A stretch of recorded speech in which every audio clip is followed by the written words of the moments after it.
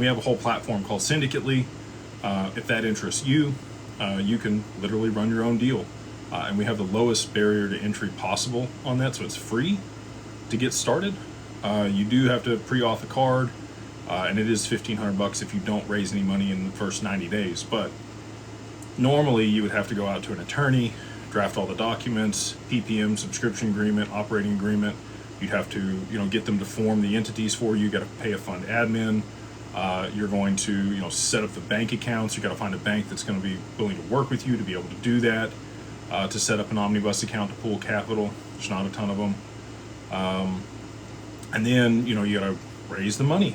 You got to go talk to investors and get them to, invest and sign your subscription agreements and manage all the paperwork and do all the admin. And then you got to file the Reg D forms with Edgar. You got to get your CIK number if you've never run a deal before. There's just on and on admin stuff. And if you've never run a deal, you don't know about that. So again, if you want to, if you think you can syndicate a deal, you have a cool startup, you have some private equity investments, anybody can do it. And you can use our platform called Syndicate to run those deals. So Straight Path was another situation like this, where a lot of people invested in the platform. They actually had malicious activity and there was fraud and they didn't invest in some of the deals. I'm pretty confident that Link2 actually has all of the shares.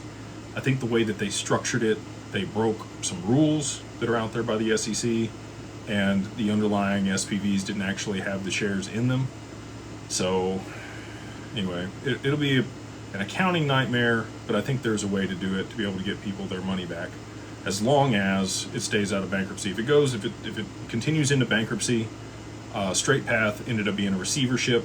The receiver takes control of it. The company no longer has control of the assets, and then they, sell them off as they need to and pay back the investors.